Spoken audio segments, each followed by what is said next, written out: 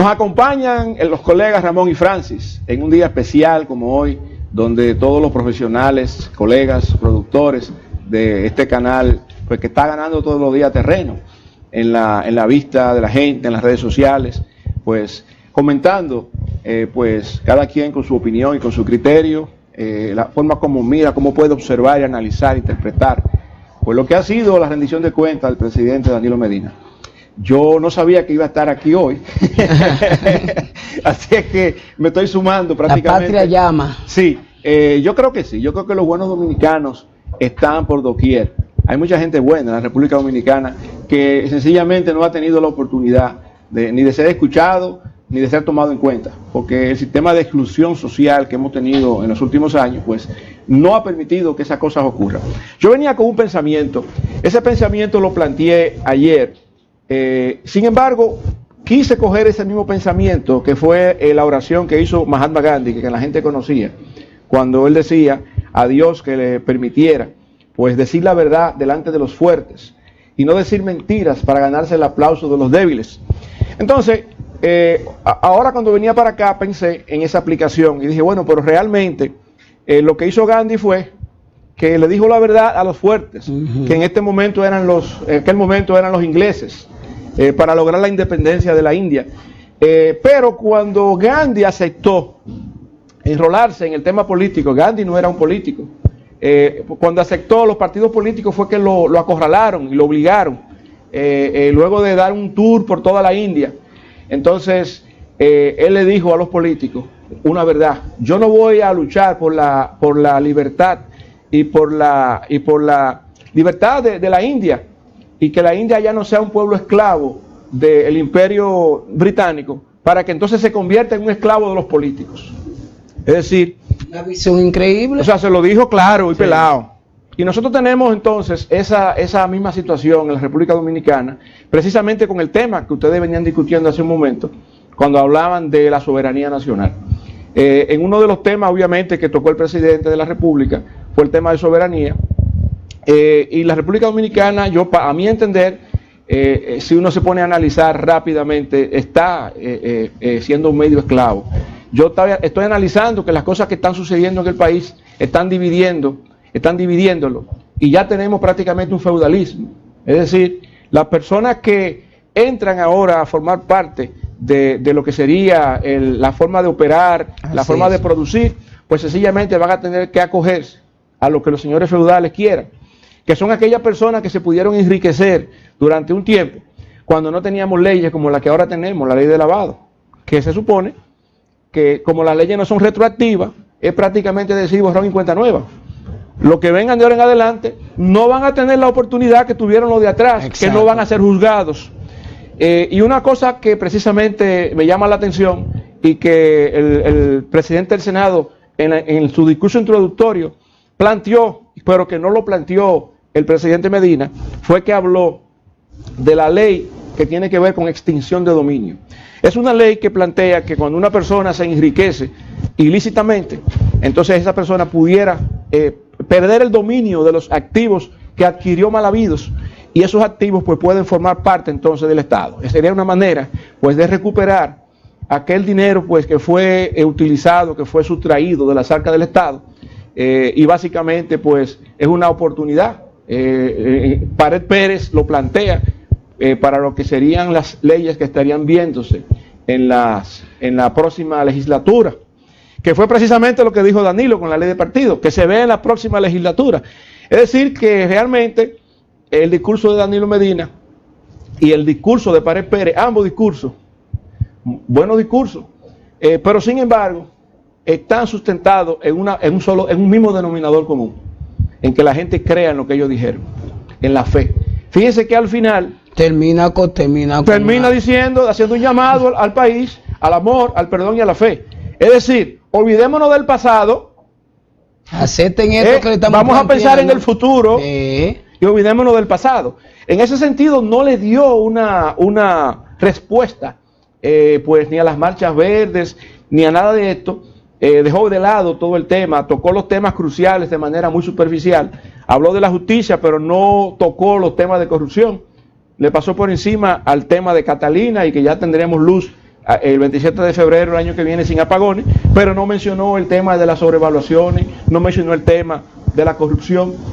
Habló de una judicatura más decente porque tienen un mejor presupuesto, sí, pero no habló de la confiabilidad que la gente tiene en el sistema judicial. De 14.430 millones, es decir, casi el duplo de lo que tenía. O sea que básicamente, realmente, el presidente de la República, aunque su discurso, para cualquier persona que no conozca la República Dominicana, es excelente porque es un discurso bien redactado, sí, y él lo expresó con palabras y bastante llanas e incluso... No, yo creo que él fue honesto, porque él se está creyendo todo lo que él dice. Y en ese sentido, yo creo que a él no le están informando de todas las cosas que están pasando. Porque hay que tener en cuenta... Sí, porque él habla, perdón, Padilla, él habla por los números que le dan sus funcionarios. Tanto mil, entonces lo escriben ahí. Entonces uno no sabe. Y él lee. Pero claro.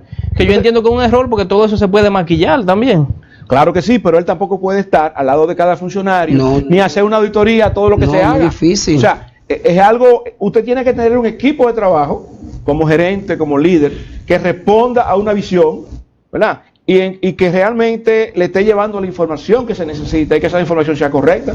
Porque si la información que tú me estás dando a mí no es correcta, yo no me voy a dar cuenta. El caso de los nombramientos. Esos nombramientos que él tuvo que volver a echar hacia atrás con los decretos. ¿Le echamos la culpa al presidente de la República? O digo, si acaso pensar en culpa, la responsabilidad de la información incorrecta que hizo que se tomara un decreto que después tuviese que echarse para atrás. ¿De quién es la responsabilidad? Del equipo también. Del equipo. Yo lo que entendí es que el presidente debió automáticamente cancelar a todas esas personas que le recomendaron eso, que no lo hizo. Ahí fue por eso que usted dice, porque es un presidente difícil. Uno no sabe realmente, fíjense que también cada gerente, vamos a llamar gerente, hay una gestión. Se dice que Wilton Guerrero, vamos a hablar claro, que Wilton Guerrero fue que le recomendó al muchacho estando preso. Sí, pero hay un gerente, aunque no haya estudiado administración, hay una gestión. Claro. Y la gestión del presidente Medina le toca a él, lo bueno y lo malo. Así ¿entiendes? ¿Qué yo vi? Bueno, se habló de una cantidad de obras, de una cantidad de logros, reales o no. Yo no puedo decir que no son reales ni que son reales porque yo no tengo evidencia, ¿verdad? Sobre eso, vamos a asumir que sí, que todas esas obras fueron reales y que, amén, están en un 80% de terminación. O si nos vamos con Pareto, el 80-20, bueno, quizás solamente de todo lo que se le dio a él, hay un 60% como real. Y aún así no sería malo si todas esas realizaciones fuesen ciertas, ¿verdad? Y yo no estoy diciendo ni sugiriendo que no son ciertas, sino que yo no tengo evidencia para demostrar o para decir categóricamente que no es cierto. Incluso fue hasta preparado porque él sacó un periódico primera vez en la historia donde dice, aquí están toda la publicación en este periódico de las obras que hemos hecho. Sí, incluso algo muy relevante que él lo toca en el discurso pero no lo manosea, es la contradicción que ha habido en la última semana con el día de hoy y también con el tema haitianización, y fue que el episcopado en todos los puntos que sugirió de mejora, no tocó el tema haitiano. Y sin embargo la iglesia evangélica hoy, en primera plana, está planteando definitivamente en primera plana el tema haitiano. Yo creo que el presidente de la República puede decir todo lo que quiera, tomar todas las decisiones que considere a nivel de lo que es la defensa, etcétera, sumar soldados, mandar camiones, poner helicópteros, drones, todo lo que él dijo que iba a hacer, pero mientras no se vea un mensaje fuerte a los fuertes en ese tema, y yo creo que el mejor mensaje que pudiera haber es que definitivamente tengamos una separación física real. ¿Por qué no construir el muro en la frontera?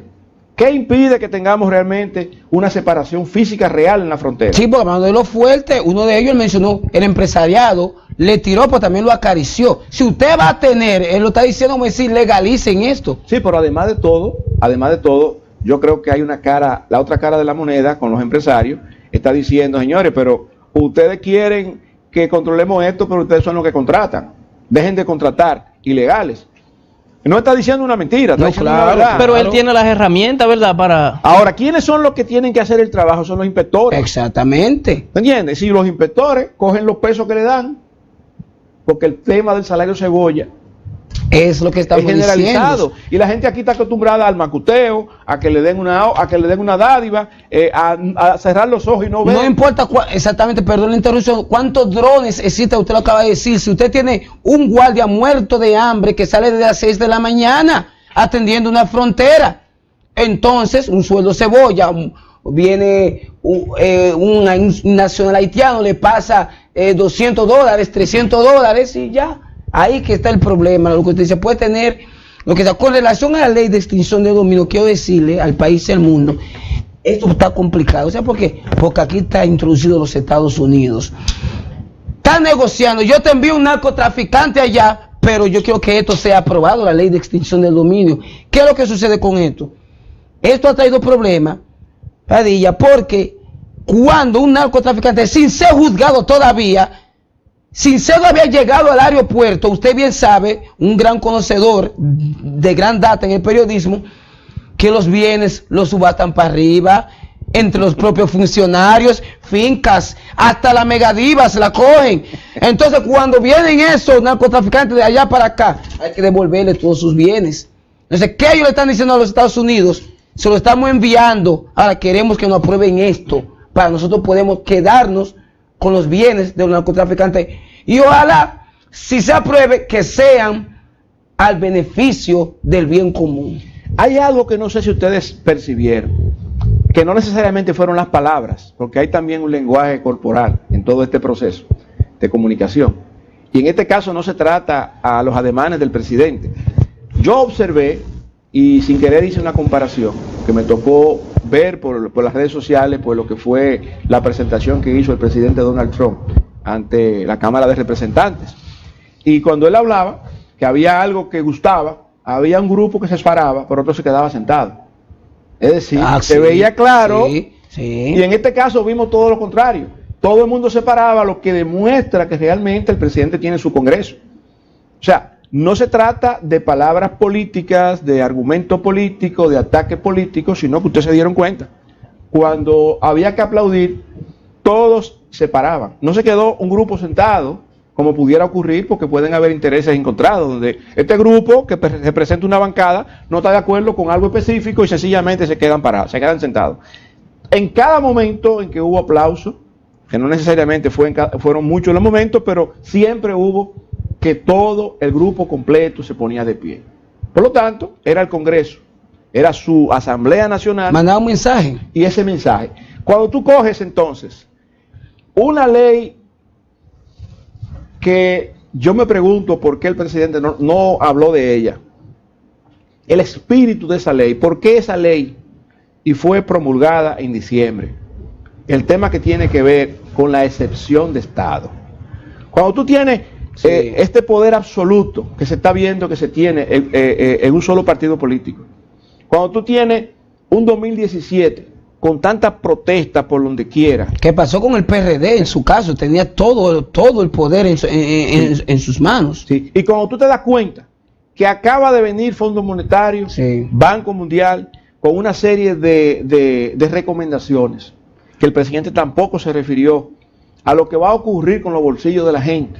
Los impuestos se van. Los impuestos. Cuando el Fondo Monetario está metido en algo, hay que agarrarse los bolsillos de los contribuyentes. Entonces, ¿qué va a pasar? Él está planteando de que ha habido un aumento significativo en las recaudaciones y que eso se ha logrado sin subir los impuestos. Pero no dice que el Fondo Monetario se acaba de ir, que lo había dicho el mismo director de Impuestos Internos, y que el Banco Mundial se había acabado de ir también con un informe donde está planteando claramente de que había que eficientizar todo lo que es el proceso tributario y que una serie de exenciones fiscales y que pudieran tocar incluso la de las personas físicas, que no se sabe, pero ya estaba Zona Franca protestando, diciendo que si me quitan esto, bueno, ¿cuánta mano de obra se pierde? Todo lo que plantea desde ese punto de vista el presidente está dejando de lado esa obligación prácticamente que se tiene para poder cubrir el déficit fiscal, porque el presupuesto que se hizo para este año está deficitario, y para que y esas instituciones le dicen al gobierno, yo te voy a prestar, pero tú tienes que asegurarme cómo tú me vas a pagar, por lo tanto, tú tienes que subir los impuestos. Entonces, no estamos diciéndole a la gente que esos pobres, que no son pobres, que él plantea eso, ¿verdad? Y que él dice que se va a mantener el estatus nuevo realmente van a echar para atrás, porque ¿cómo tú vas a lograr que se queden ahí si ahora viene una oleada impositiva que aparentemente es inevitable? Es decir, cuando tu salario real reciba el golpe que se va a recibir aquí, en el sentido de los ajustes fiscales que se van a poner, la gente sencillamente, se está hablando de ampliar la base del ITEVI. ¿Qué significa eso?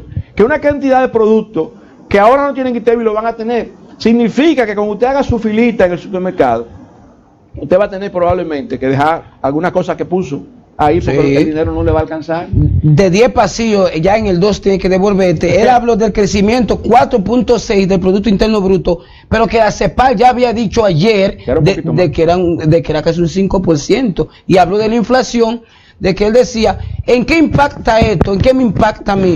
Bueno, el señor presidente decía de que cuando usted va a comprar, lo que hace es que equilibra los precios. Una gran parte que yo la veo un poco floja, porque aquí hay un descontrol con lo que es los precios. No es posible que en un supermercado esta copa vale 3 pesos, en otra vale 5, en otra 7, así están los colmados. Una leche te vale 35 pesos, pero el de al lado 45. Entonces yo entiendo que en esa parte que hay que reconocer al fenecido doctor Joaquín Balaguer. Yo me recuerdo que mamá me decía, no vaya a los mandados, que ese es el control de precios que manda el gobierno. Entonces mi consejo, señor presidente, es que hay que establecer más controles de precios. Usted no puede abrir, es como las iglesias, el que quiera aquí, abre una iglesia evangélica. Oye, y la pone en cualquier parte. Tú estás diciendo dos cosas muy importantes. Mira, cuando tú vas a un colmado, tú vas a un supermercado y compras un litro de leche, te cobran 56 pesos, vamos a suponer que ha subido mucho la leche. Pero si tú compras ese mismo litro de leche en un colmado, te cobran 90. Exactamente. No hay regulación. No, muy alta. No debería. Muy alto la diferencia. Y el tema que tú estás poniendo, ¿por qué si se está tratando de que la gente pague impuestos y que todo el mundo pues comience a cumplir con sus obligaciones? Porque cada ciudadano debe cumplir con sus obligaciones tributarias. Ahora, las leyes deben ser justas, porque cuando las leyes no son justas, el pueblo entonces se revela. Y en este sentido, ¿por qué no pueden pagar impuestos las iglesias? ¿Por qué?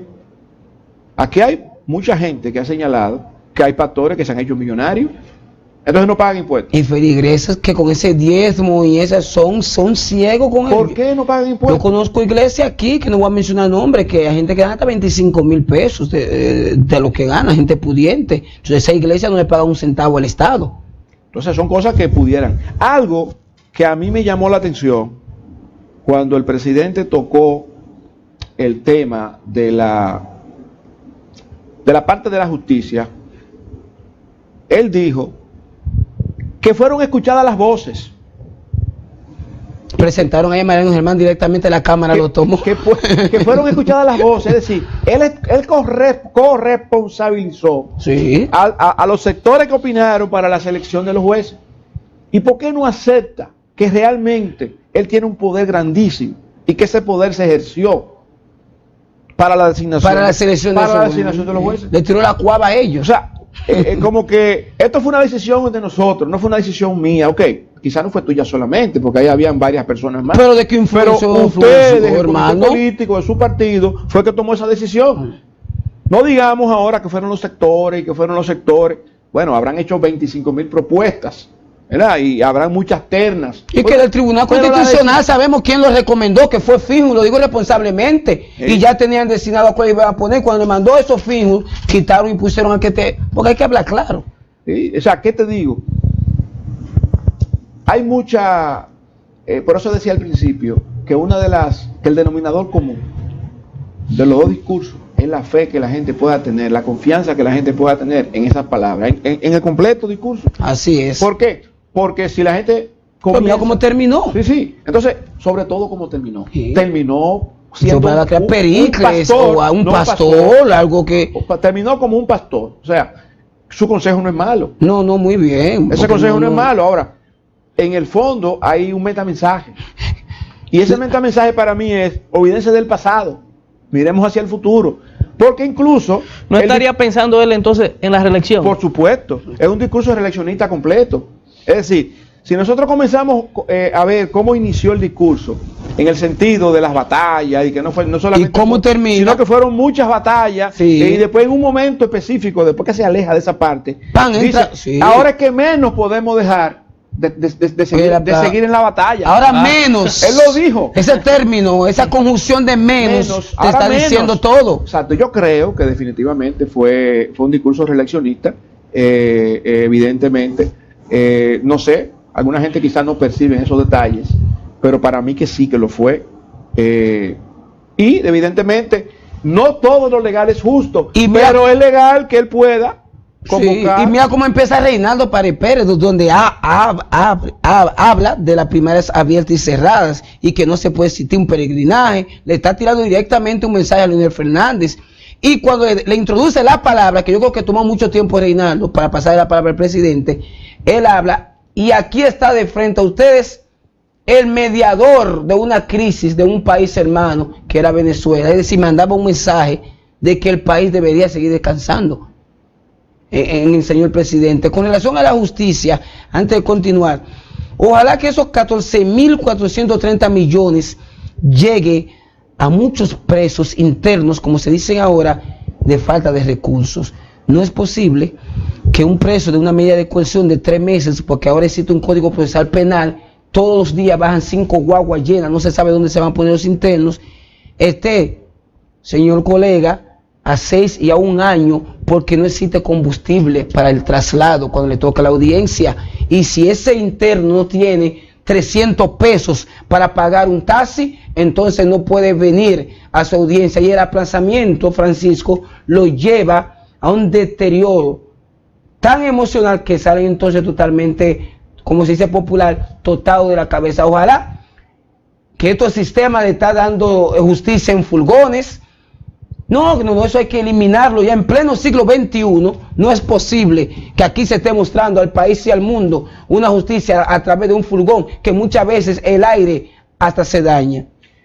Sí, sí, y ese es el reflejo realmente de lo que la población está percibiendo, de que la justicia ahora mismo es prácticamente inexistente, sobre todo cuando se trata de juzgar a una persona que tiene poder, o cuando es un funcionario del Estado. Tal es el caso de Odebrecht, donde no hay un solo funcionario que haya sido remitido a la justicia. Bueno, estuvieron un par de meses presos, pero hoy día están sueltos y no se ve ningún fin efectivo en torno a este caso, porque fue un expediente mal instrumentado. Y hay gente que entiende que esto se debió a una situación a propósito, es decir, se malinstrumentó mal para que en la justicia se cayera. El procurador pide más tiempo, yo no sé qué tiempo, yo creo que más tiempo él quiere de lo que tiene, pero ¿qué vamos a hacer? Mira, con el tema, hay unos casos que no se tocaron tampoco. Sí. Los casos espeluznantes que tienen que ver con el tema de la seguridad, los crímenes que se han cometido, el crimen de cuello blanco, de nada de eso se habló. No entiendo por qué el presidente no aprovechó la oportunidad, fue para plantear una posición sólida en esa parte. Bueno, él dijo que hemos mejorado la seguridad ciudadana. El homicidio, él dijo de 2.000 y tanto, bajó a 1.600, pero como esos son los números más o menos maquillados, pero el país tiene un alto tasa de inseguridad. No es posible que usted venga en las calles y cuando usted siente un motor detrás, a usted le baja el corazón. Nosotros vivimos con miedo en este país. Entonces yo entiendo que el señor presidente tiene que poner, claro está, con el colectivo nacional, porque no podemos. Su hijo va a la universidad, usted no sabe si va a llegar vivo a la casa. Es un tema ese. El feminicidio se ha ido de la mano ahora. Mata a la mujer, mata al niño, mata al perro y se mata a él. Ahora en San Juan hay un señor, hay una imagen increíble. El feminicidio, aquí existe un ministerio de la mujer que no sirve para nada. Aquí hay que buscar soluciones, no campañitas de 2 meses o de 3, porque el feminicidio está totalmente desbordado y que tiene que ver con la inseguridad que tiene el país. Sí, hay una estrategia que hemos estado analizando, distinta a la que se planteó hace un tiempo. Se estuvo planteando el tema de la ciudad de la mujer y nosotros estuvimos pensando que no es posible que combatir a la violencia signifique destruir la familia. Exactamente. Entonces, que en lugar de tener la ciudad de la mujer, debería estar la ciudad de la familia, no para que vivan, sino para que esa familia asistan y reciban terapia, reciban una dinámica diferente, reciban cosas que muchas veces por eso es el crimen, porque nadie lo escucha. Sí. Entonces, ¿qué pasa? Es la familia completa. No puede pensarse que es la mujer o que es el hombre, porque estamos rompiendo entonces la familia y al final lo que pagan la consecuencia son los niños, porque ellos necesitan a los dos. O sea, no se trata solamente de la mujer. La terapia familiar completa, todos sentados ahí. Bueno, así mismo se ha propuesto el Ministerio de la Familia, que en vez de la mujer, de la familia, para abordar el tema íntegramente. Sí, porque no podemos destruir la familia por combatir a una ministra, una ministra de la mujer que vive más en cosas, asuntos deportivos, que yo no entiendo esto, porque es que él perdió a sí mismo. Yané, mi amiga, todo, pero usted la ve más en asuntos deportivos que en lo que tiene que estar, porque mientras las instituciones se sigan utilizando aquí para crear empleaditos y botellitas, el país no va a echar para adelante, y esto está muy peligroso. El hombre también tiene que entender que el día que la muerte dejó, te dejó. Esa raza machista hay que dejarla. Y ese ministerio público irresponsable, va una mujer golpeada a una fiscalía, ok, mi esposo me dijo, una orden de alejamiento, toma, llévasela. Irresponsable por parte de la fiscalía. ¿Cómo usted le va a dar a esa mujer golpeada para que le lleve al agresor una orden de alejamiento? No. Yo creo que eso es una parte que hay que mejorar en el país. Sí, yo creo que sí. Hay oportunidades en ese tema. Hay muchas oportunidades y va a depender mucho de una política que se pueda definir al respecto y que realmente esa política simplemente, pues, queriéndolo hacer con voluntad política. Yo entiendo que el tema de la mujer, así como el de la juventud, en el día de hoy fueron tratados como un marketing en ese discurso, más que llevar soluciones a esos sectores. Bueno, hay que ver también que se trataba de rendición de cuentas. O sea, cuando tú rindes cuentas, tú dices lo que hiciste y lo que podría hacer. ¿Cuáles fueron los planes? Y de esos planes, ¿qué se logró? ¿Qué no se logró? ¿Por qué no se logró? ¿Qué presupuesto tenía? ¿Qué financiamiento tuve que utilizar? ¿Cuáles son los resultados? O sea, cuando tú haces un informe de gestión, eso es lo que tú haces. Normalmente en nuestro país se tiene la cultura de que el presidente siempre se refiere a los problemas del momento, que son los problemas que aquejan a la sociedad, pero que no en este caso fue muy diferente. Que no se tocaron los problemas. No, la gente estaba esperando. Lo que sucede es que los presidentes anteriores tenían esa cultura de los 27 de febrero, mandar un mensaje de cambio, de renovación, y esto no se ha hecho. No, incluso yo pienso que el presidente tomó decisiones en el sentido de los cambios que introdujo en el tren gubernamental antes del 27, y que el rumor público, que fue un criterio que él utilizó y que decía otras cosas, ¿verdad? La gente esperaba que iba a hacer cambios en ese sentido, pues aparentemente el rumor público no sirvió para nada, porque la misma persona que el rumor público entendía debieron ser sustituidas o canceladas o sometidas, pues siguen operando en el sistema como intocables. Entonces, en ese sentido, yo creo que ahí él no estuvo escuchando los latidos del corazón del pueblo dominicano. En la parte de, antes sé que tiene un tema, en la parte de la foresta, que el señor presidente dice que se va a forestar el país, yo conversaba con Francisco antes de usted llegar, se ve como contradictorio, porque nunca se ha visto tanta minera en el país por querer desforestar el país. El ministro parece ser que está dando órdenes en el presidente diciendo si se puede explotar esto, no se puede explotar.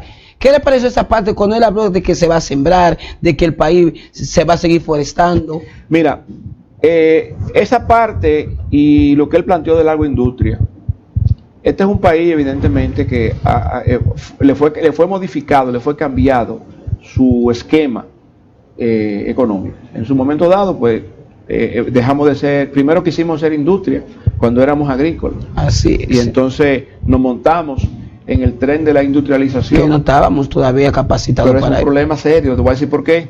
Porque estábamos hablando de que en el año 68 había una ley de incentivo industrial que se creó para esos fines.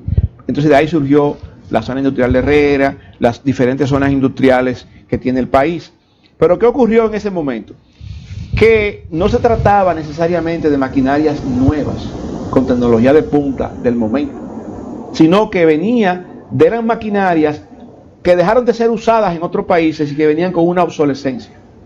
Por lo tanto, nosotros comenzamos a fabricar cosas aquí con un equipo y con una maquinaria que no te están dando tecnología de punta, por lo tanto el proceso que te está dando es más costoso que el que fue sustituido en aquel país. Sí. Por lo tanto, tú no vas a ser competitivo. Entonces, sí hubo un experimento en ese sentido y comenzó a fabricarse, y comenzó a producirse y hubo un proteccionismo.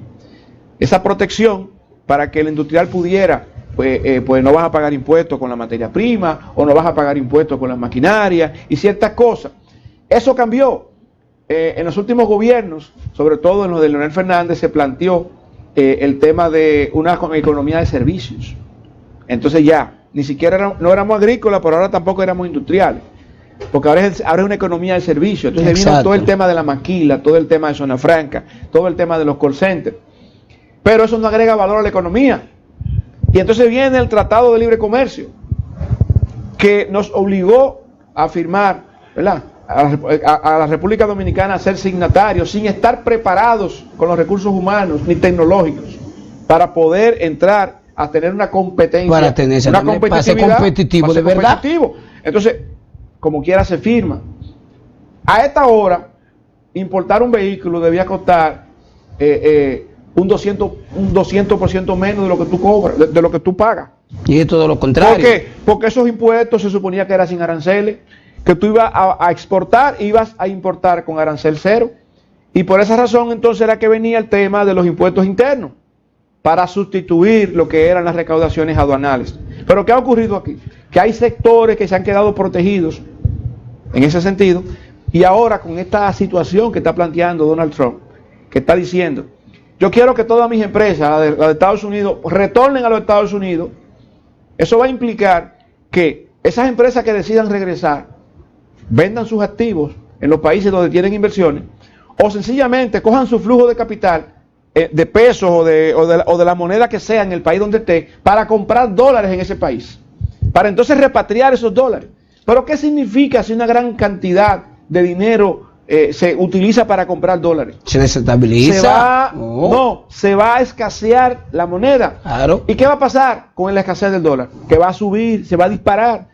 Y si se dispara el dólar, no di que 2 punticos como nosotros. En el caso de Hipólito se meta Mejía. 60 por 1 de repente, como pasó en esa época. En el caso de Hipólito Mejía. Tendríamos una inflación.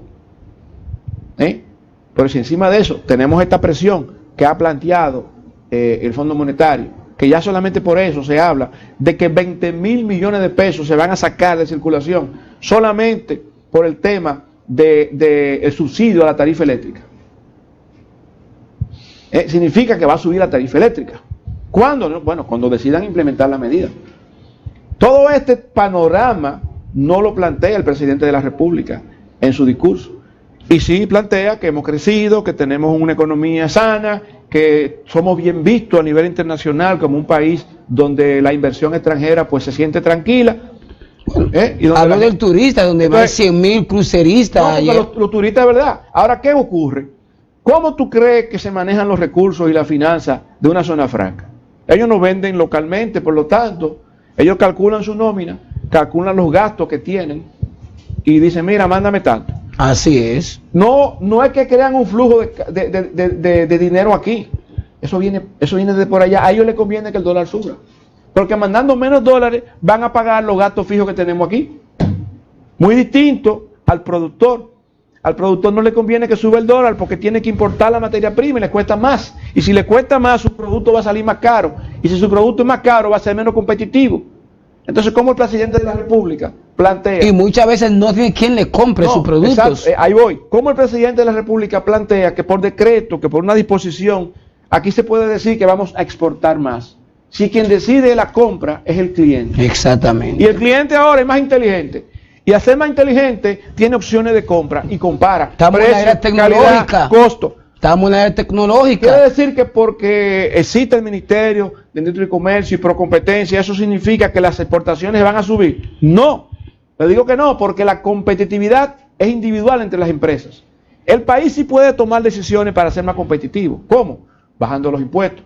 Si bajan los impuestos, más personas entienden que aquí se puede invertir, que aquí hay menos trabas, que es más fácil calcularlo, y todo eso, que hay mejores servicios públicos, que hay seguridad ciudadana, que hay seguridad jurídica, y todo eso es lo que atrae un conglomerado a un inversionista. De acciones. Pero la empresa, el productor, para poder colocar su producto en un mercado internacional, necesita que su producto sea de marca mundial. Y para eso necesita garantía, costo, servicio y calidad. Sí. Y si no, usted no vive. El apoyo del Estado, porque después que tú eres sembrador, habichuela, tantos quintales, tú hiciste un empréstito que te está matando. Después que esa habichuela está, entonces el Estado no la compra, lo que hace es que te trae habichuelas. Y es lo que usted señala. Para ser competitivo, el Estado tiene que ser abierto para que realmente sí incremente la exportación, pero no por un decreto. No. Eso no es así. Exportar más, eso no sé. Eso. Si fuera así, entonces fuera sencillo. Porque Haití estuviera rico. Exactamente. Ellos quisieran poder venderle a todo el mundo y ser rico, pero no pueden. Porque aún con esa crisis que tiene Haití, hay una realidad que esa frontera es muy importante para nosotros entre el comercio bilateral. Eso es otro punto importante que tú agregas. Somos competitivos cuando necesitamos Haití para venderle. Y cuando Haití dice, ay, veda, millones de la isla, está el este de la isla temblando. Sí. Entonces no somos competitivos. Exactamente. ¿Por qué necesitamos venderle a ellos? ¿Por qué no le podemos vender a otro país? Porque no tenemos la capacidad. Porque no podemos competir. Así es, no podemos competir. Entonces ahí sí podemos competir. ¿Cuál es la ventaja competitiva que se tiene para venderle a ese mercado? La cercanía, que son productos de alta calidad o de baja calidad, los precios. ¿Cuál es la realidad? O sea, ¿por qué realmente? Ellos lo que piden es cantidad y no calidad. Realmente por eso es que es tan efectivo. No, estamos dando un mes de exportaciones, pero por ejemplo, miren Bonao, para mencionar Bonao, Barahona, el mismo San Juan, tenemos Elías Piña. En esta semana que ha pasado, ha existido una huelga. ¿Sabe por qué? Diferentes huelgas por los caminos vecinales, de donde esos camiones traen esos productos. Entonces, es una serie de cosas que hay que arreglar para poder ser competitivo. Pues, ¿cómo usted saca unos productos de unos caminos vecinales? Cuando viene usted saca unos plátanos verdes y llegan ya podridos, porque el camino vecinal. Entonces, ¿qué tiene que hacer el presidente? Invertir, que esos productos que usted saque frescos, que existan realmente caminos vecinales verdaderos, porque se ha declarado el año de la exportación. Ok, fíjate, otro punto que yo creo que el presidente pues sorteó, no lo tocó, porque evidentemente la gente cree que hay una crisis política en el Partido de la Liberación Dominicana. Eso es lo que se plantea en la opinión pública, de que hay dos personas que deciden el destino del país, que son el presidente de la República. Y no es así. Pero eso es lo que se piensa, ¿verdad? Sí. Sin embargo, ¿por qué el presidente de la República, que pertenece al mismo comité político que pertenece Leonel Fernández, no habla del proyecto 2044? Que se parece mucho a aquel tema que se planteaba. El único que lo habla es Leonel Fernández. En aquella época, cuando el profesor Bosch comenzaba, él hablaba de dictadura con apoyo popular. Sí. ¿Y qué tenemos ahora? Lo mismo. Entonces, cuando uno plantea estas cosas, la gente cree que uno está como inventando. No. Señor, usted puede tomar qué decisiones en República Dominicana. Yo digo que vivimos en una dictadura con derecho al habla. Podemos hablar y ¿qué importa? Nadie te escucha. Habla, di lo que tú quieras. No, y para eso también el gobierno destina, tan pronto como el año pasado, destinó más de 3.300 millones de pesos para ellos comprar medios. Es decir, que ellos entienden que lo que nosotros podamos hablar aquí, ellos por otro lado lo compran en ese sentido también. Sí, pero básicamente no se habla de eso. Tampoco se habló del endeudamiento y la relación que hay entre endeudamiento y corrupción. Claro, ni usted ni yo tenemos las pruebas para decir qué porcentaje de la deuda se va necesariamente a corrupción, pero evidentemente que todos los analistas políticos, todos los comunicadores de alguna manera u otra, sobre todo los que tienen criterio propio, pues han planteado de que se han utilizado mal los recursos de esos financiamientos porque han servido también para el tema haitiano, por un lado, a través de lo que es la seguridad social, a través de lo que es la parte de educación. ¿Cuántas unidades de hospitales, habitaciones, escuelas? La semana pasada teníamos aquí a un invitado que era el presidente de Andeclip, que tenía que ver con los hospitales y cosas de eso, clínicas y hospitales. Y él decía que en toda esa zona el 80% de lo que utilizan los hospitales no es dominicano. Aquí se decía, yo veía hace un rato, que hay un porcentaje, decía alguien, que el 40% de las parturientas que se están viendo aquí tienen que ver también con eso.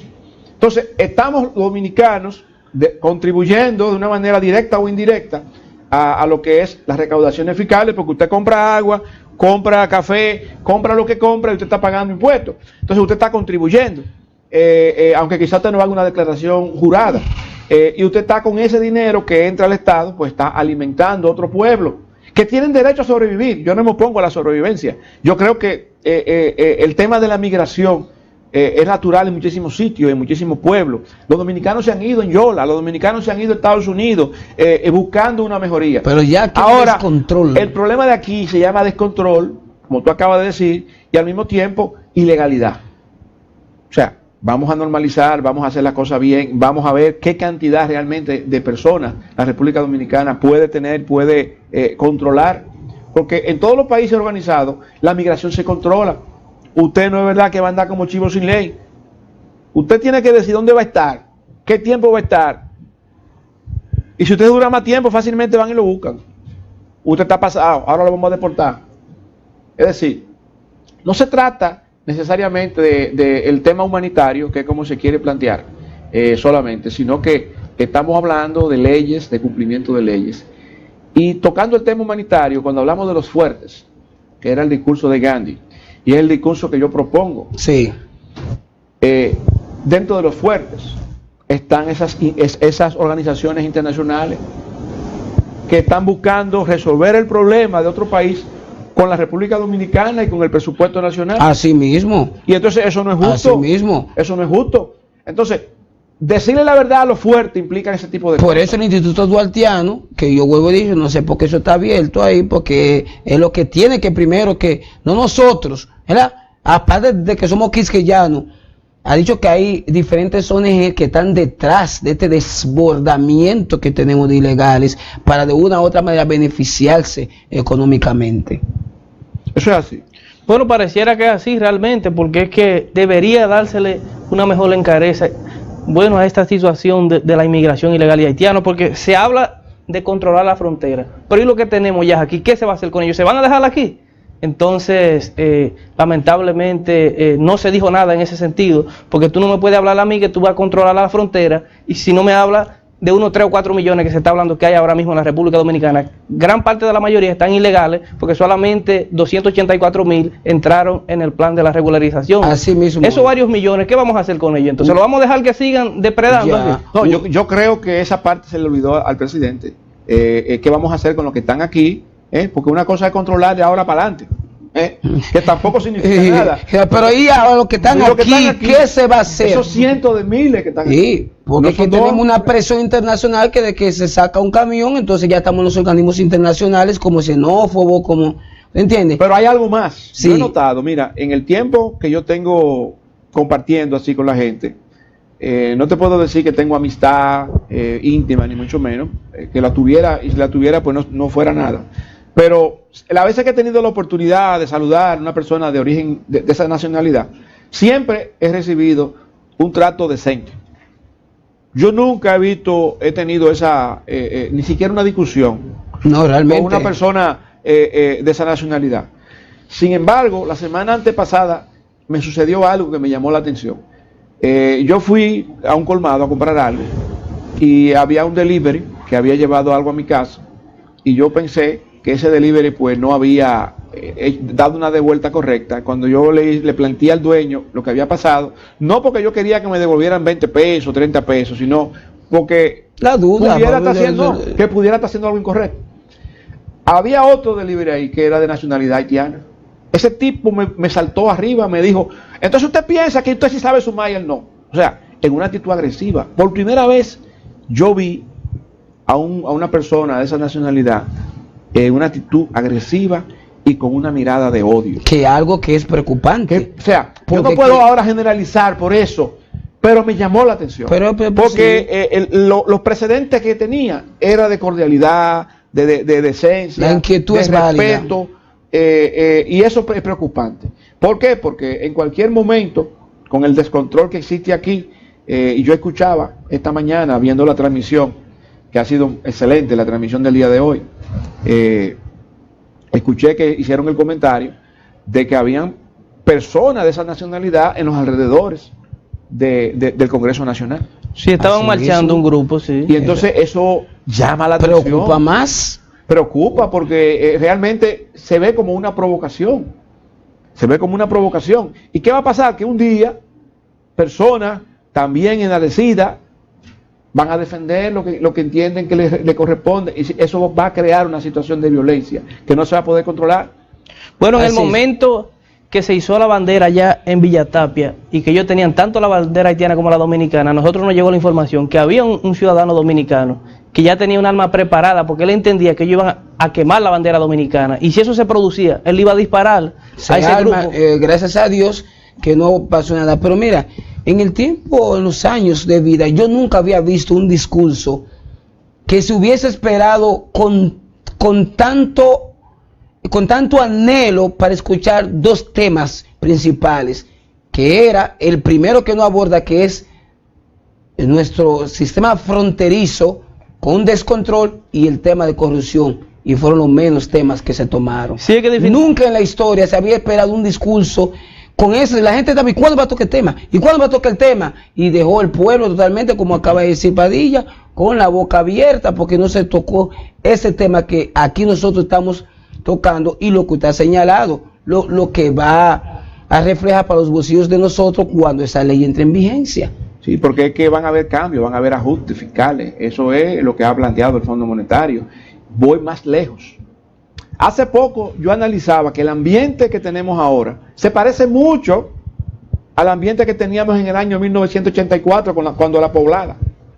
Vino el Fondo Monetario Internacional, y después que vino el Fondo Monetario Nacional, explotó. Que fue la revuelta, entonces que la huelga del Óyeme, 84, sí, que el sí, país sí, se pero volteó boca arriba. Se dice que hubo más de 1000 muertos en aquella oportunidad a nivel O nacional. sea, usted está comparando casi lo mismo que podría suceder en cualquier momento. Pero eso está más fácil que ocurra aquí, eso, que que nos convirtamos en una Venezuela.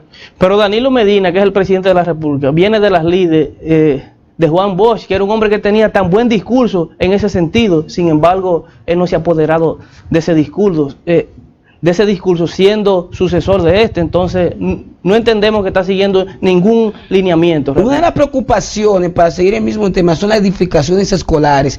Yo escuchaba más al presidente, y para el 2020 ya va a haber 28,000 aulas, un 4%, pero seguimos saliendo en los estándares de aprendizaje bajo, en matemática, en lengua española. Entonces no entendemos por qué vamos a tener tantas aulas, que ojalá sean más, pero necesitamos calidad en el maestro y en el estudiantado. Sí, pero es que la calidad educativa es otro tema. Hay todo un proceso de aprender a enseñar, pero tú tienes que primero pasar por un proceso Aprender a de aprender, aprender. que es difícil a veces. Sí. Tú ves, entonces cuando tú aprendes a aprender, tú desaprendes primero una serie de situaciones que se están dando, y después que tú logras cambiar ese paradigma, esa forma de ver las cosas, entonces es que tú puedes comenzar a ser un mejor docente. Mientras sigamos pensando igual, haciendo las cosas igual como la hemos hecho, los resultados van a ser los mismos.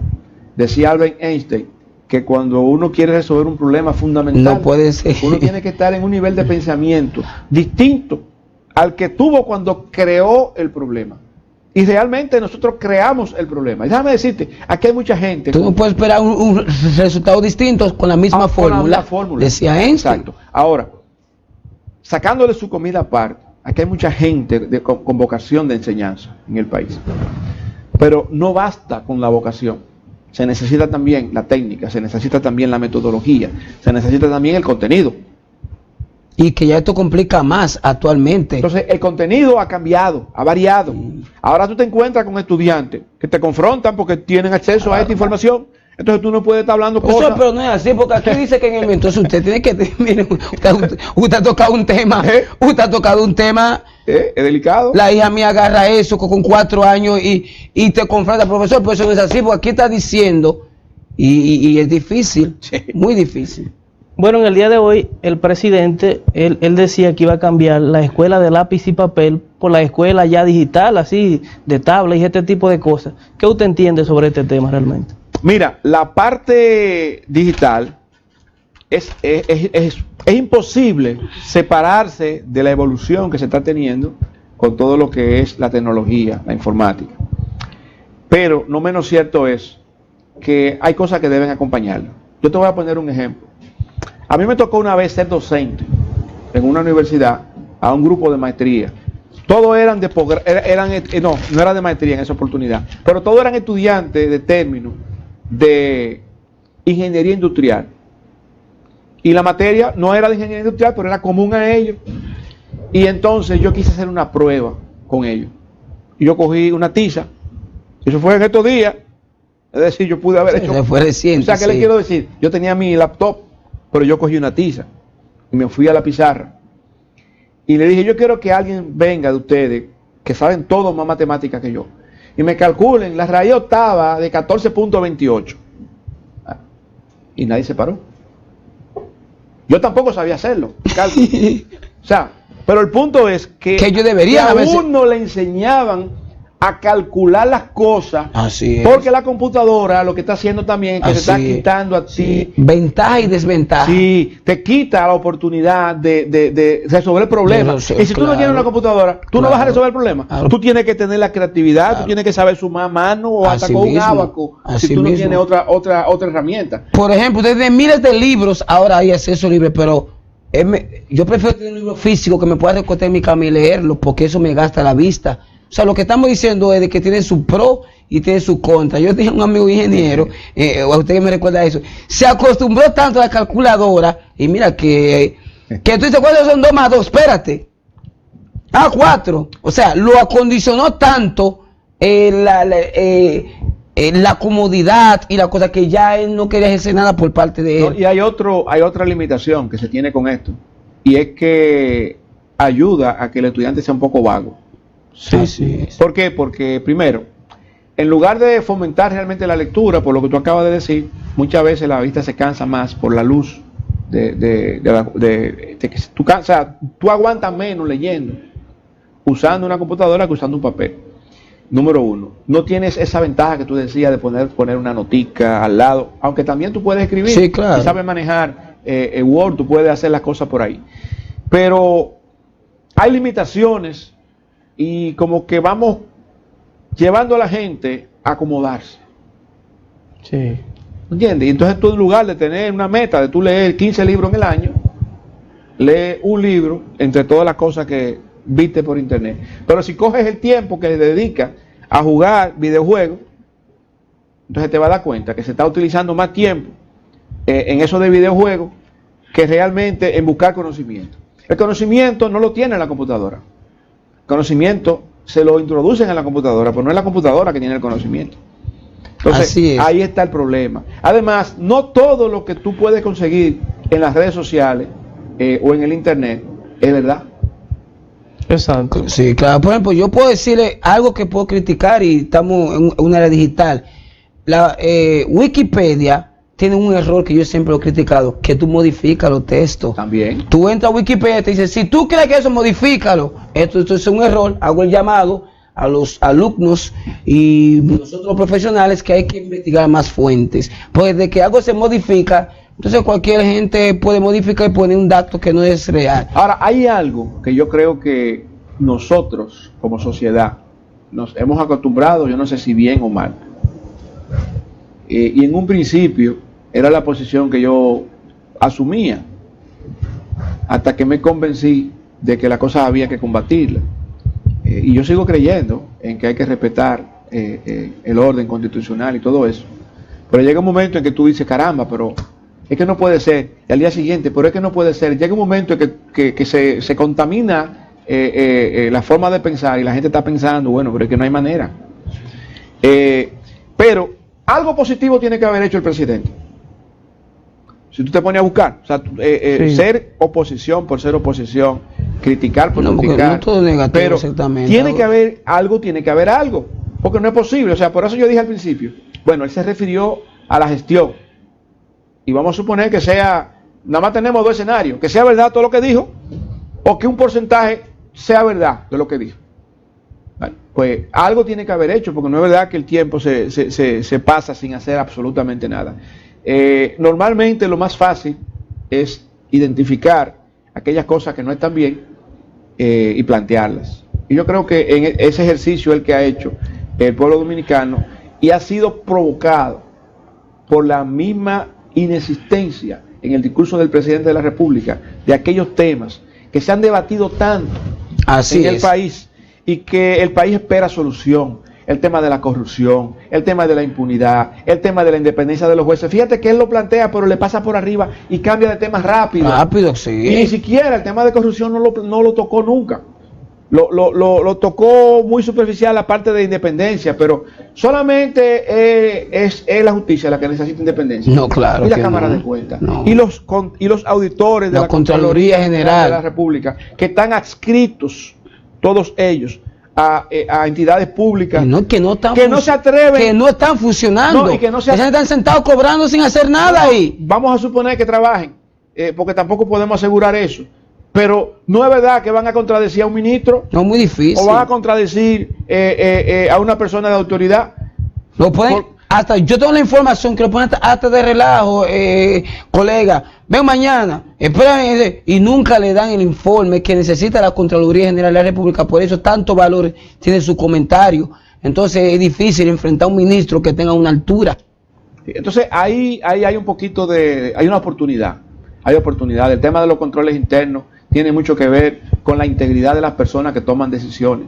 Usted puede tener un sistema computarizado, y estábamos hablando de sistema hace un momento, que funcione bien. Sí. Pero si nosotros tres nos ponemos de acuerdo para no usar el sistema y vámonos a coger esta copa y vamos a quedarnos callados y no vimos nada y nadie sabe nada, desapareció la copa y la copa tenía oro, pues entonces se desapareció un quilate de oro. Entonces, todo esto está planteado, pero no solamente en las empresas públicas, también en las privadas. Mire, si yo quería agregar, en el plano de nuestros recursos naturales, se viene dando una lucha en San Juan, allá que es el mismo pueblo y la provincia del presidente de la República, y él ve que ese pueblo está luchando porque no se lleve a cabo la explotación minera allí, porque ellos entienden que en definitiva la minería es explotación, y aunque se quiera vender de otra manera, es una explotación, es decir, de alguna manera se van a depredar los recursos naturales.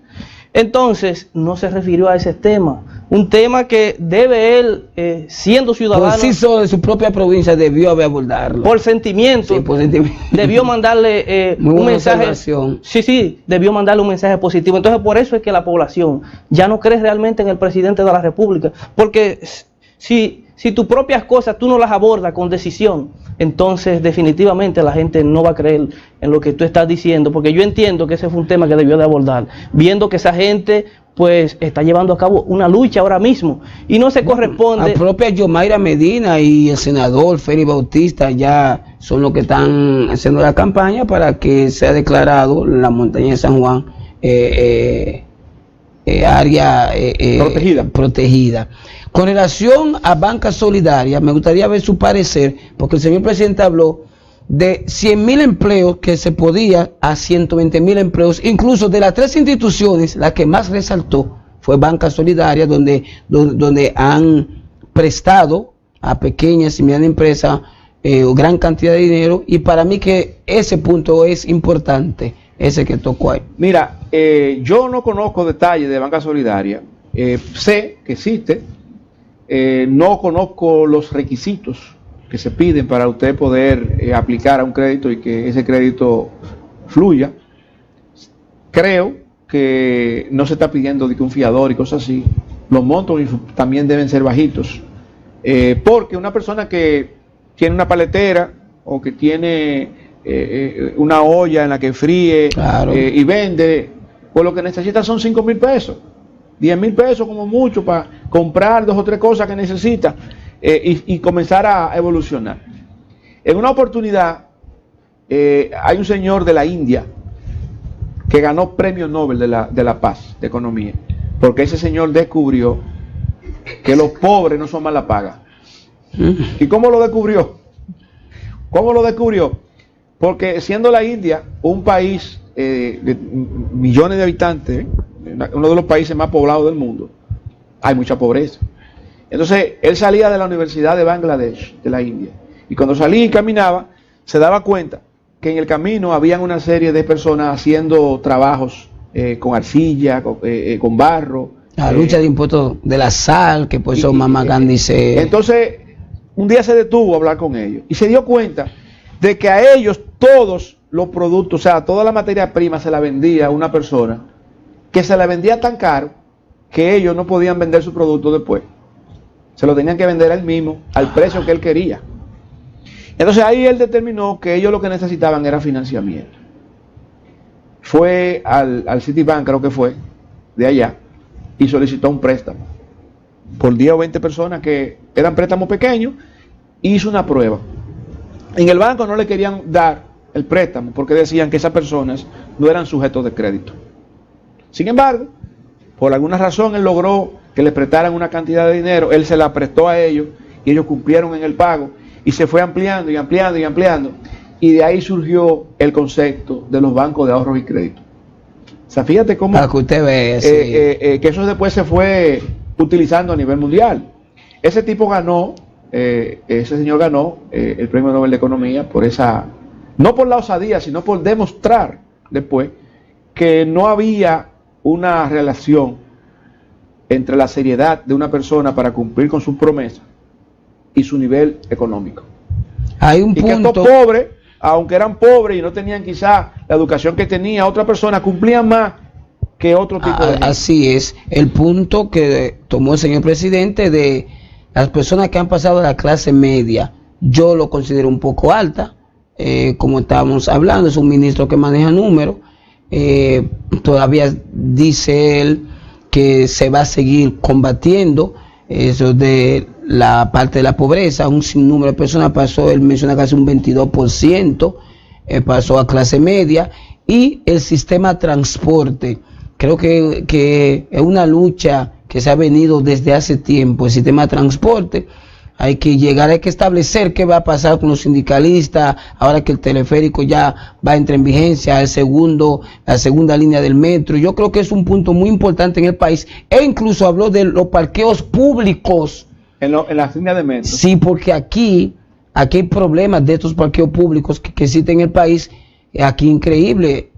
Gracias a Dios que existen aquí los metros y los elevados, pero de un sitio a otro uno le está tomando aquí en la capital hasta 3 horas para llegar. Sí, tú tocaste primero el tema de los empleos, y después tocaste algo que me trajo a la mente, la propuesta que hizo el ministro del Ministerio de, ¿cómo se llama? De MIPYMES, Ajá. Industria, Comercio y MIPYMES. El ministro hizo un planteamiento hace varios meses de que las MIPYMES que tuvieran ingresos por debajo, creo que era de 6 o 7 millones de pesos al año, prácticamente iban a pagar un impuesto muy bajito, no iban a tener que pagar anticipo y ciertas cosas, que precisamente muchos de los empleos que se pierden de las pequeñas empresas, que son aquellas que tienen 2 o 3 empleados, etcétera, se pierden, y por eso no se formalizan.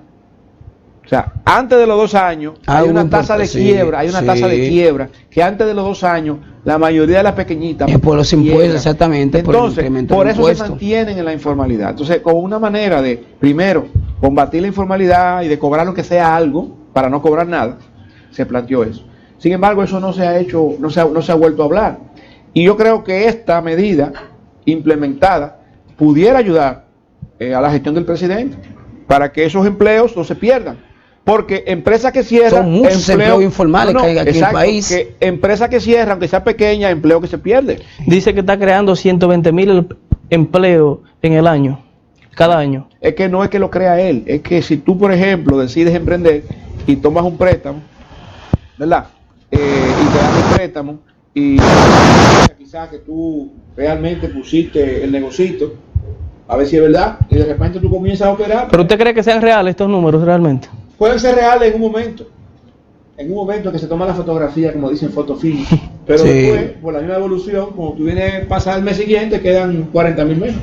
¿Por qué? Porque la gente tiene que tener dedicación, disciplina, para tú poder mantener un negocito. O sea, no todo el que pone un negocio tiene vocación para ser empresario o ser pequeño empresario.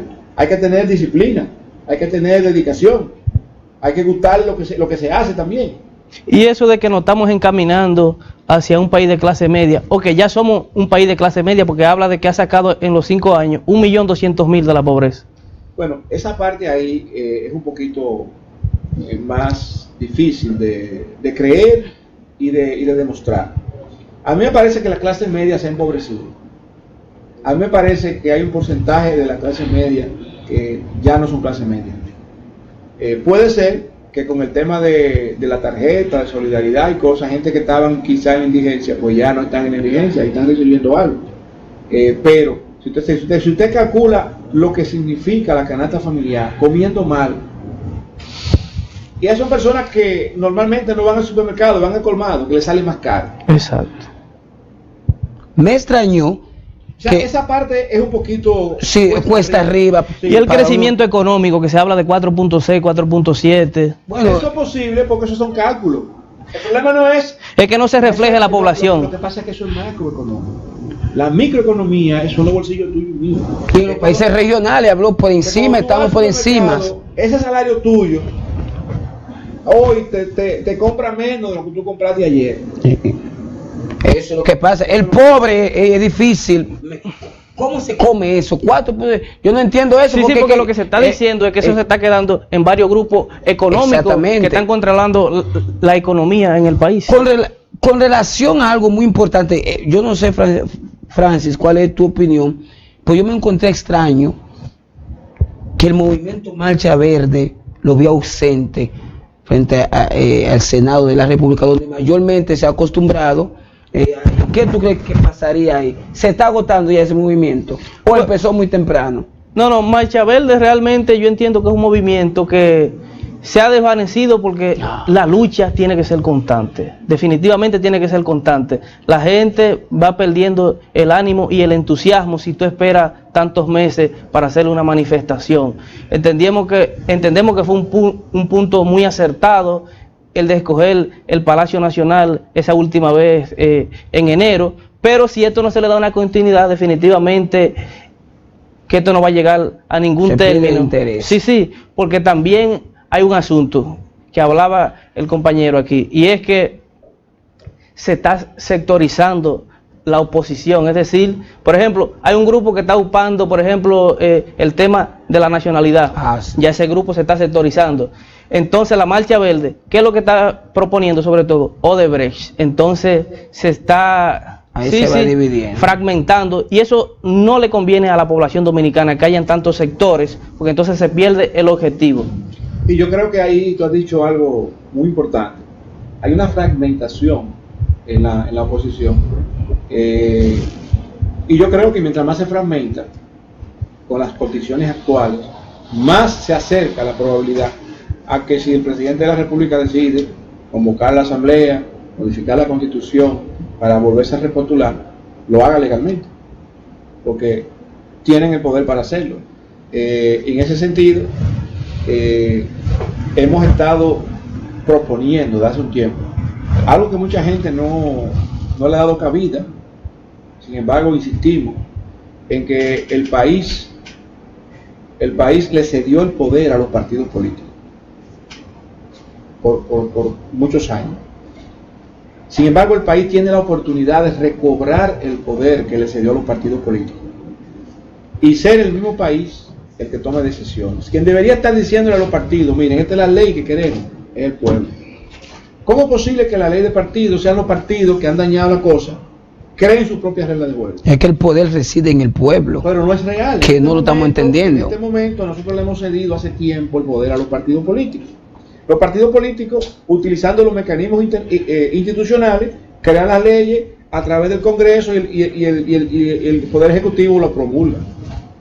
Entonces, partiendo de esa base, ¿cuáles son las leyes que pasan? ¿Cuáles son las leyes que se promueven? ¿Cuáles son las leyes que se promulgan?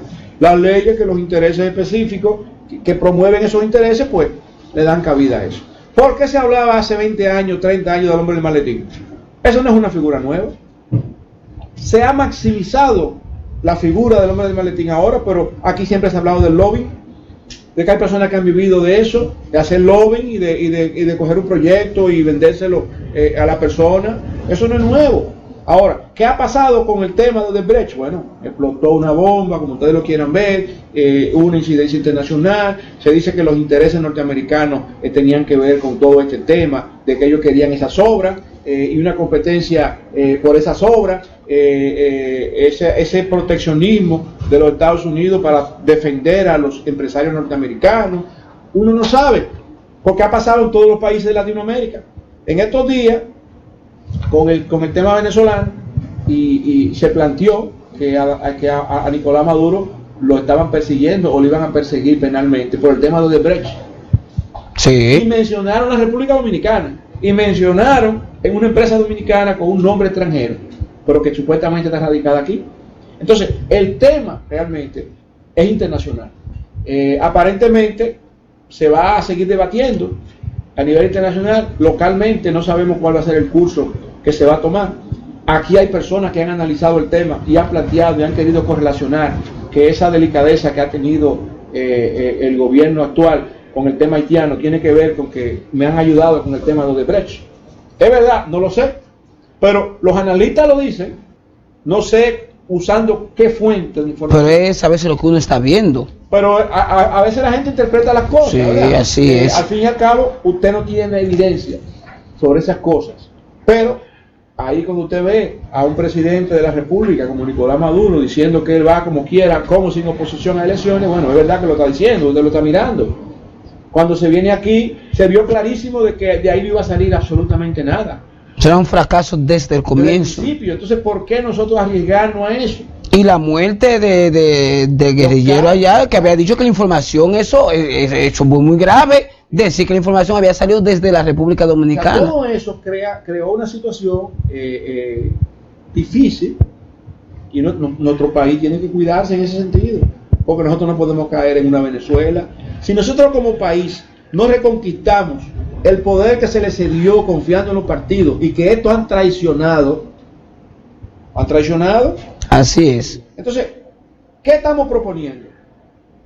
La ley de partido no está aprobada, por lo tanto es posible. Candidaturas independientes. Y si tú eres la mejor persona que tiene el país, el bendito voto del arrastre, eso hay que eliminarlo. Si tú eres la mejor persona que tiene el país para ocupar la primera magistratura, ¿por qué? ¿Por qué si se dice que constitucionalmente yo tengo como ciudadano el derecho a elegir y a ser elegido? A mí se me mediatiza y se me condiciona ese derecho a pertenecer en un partido, cuando los partidos políticos se han encargado de dañar y de hacer el tollo que tenemos. Cuando el tema de falta de credibilidad institucional que tenemos y de increencia hacia los políticos y los partidos políticos, ¿por qué entonces yo tengo que estar en un partido para yo poder ser elegido? Y que la propia ley de partido está estancada es por ello, porque aquí estamos claros que mucho dinero sucio que entra en campaña. Aquí para usted ser regidor tiene que tener aquí unos millones de pesos que muchas veces usted no lo sustenta. Entonces, ese dinero que entra, los partidos políticos, está destacado esa ley de partidos, ha sido por ello mismo. Sin embargo, me gustaría ver su punto de vista. Cuando vemos un discurso no muy agradable para la población, cuando vemos un discurso que el pueblo esperaba otra cosa, y un gobierno que va para 20 años, pero tenemos una oposición que va a celebrar unas elecciones de vicepresidente, secretario general, como un poco ya disminuida. ¿Qué mensaje nos da a nosotros? Bueno, yo le voy a decir algo. Yo tengo una percepción de que tenemos una coexistencia pacífica en República Dominicana de los partidos políticos, de todos los partidos políticos, porque los que existen se alimentan del presupuesto nacional. Así es. Al fin y al cabo, si tú eres mayoritario, es distinto a si tú eres minoritario. Y en ese sentido, pues bueno, la fiesta como quiera va. Me río porque la Junta Central Electoral llamó para entregar lo que le tocaba. Estaban todos esos partiditos, ahí estaban ellos, mira. Por eso me río, porque realmente es así. O sea, estamos recibiendo el presupuesto. Nosotros tenemos que recuperar como país, así es, pueblo, el poder que le cedimos a los partidos.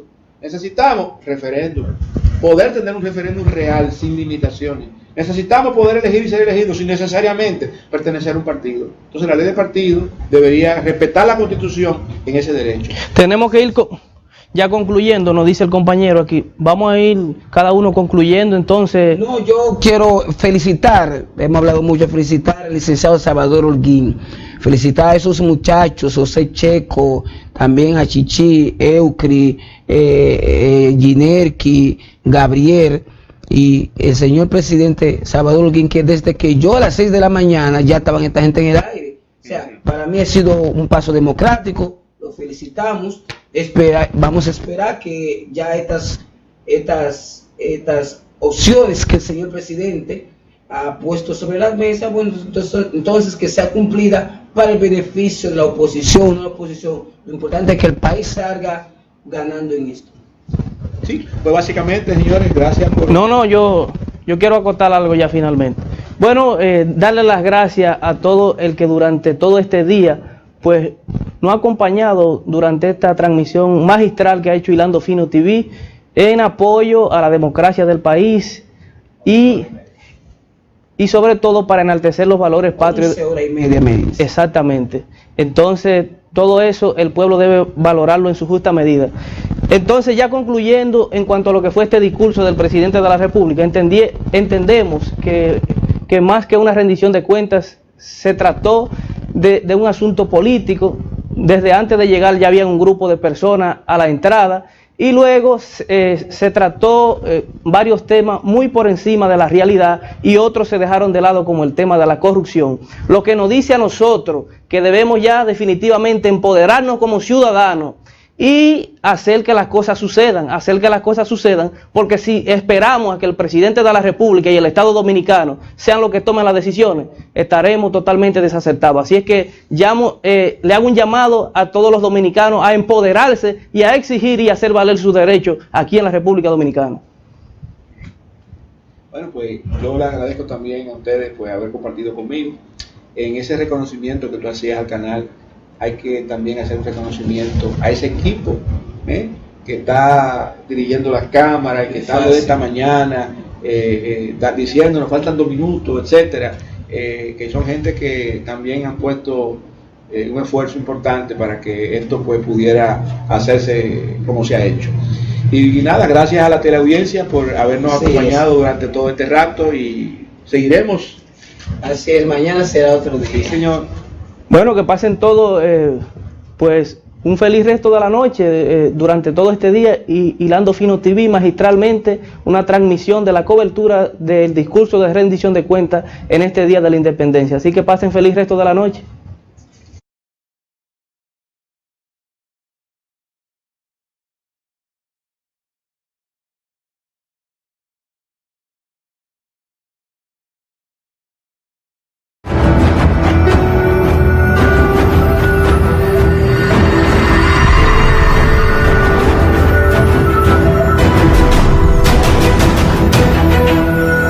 Hilando Fino TV, televisión a otro nivel.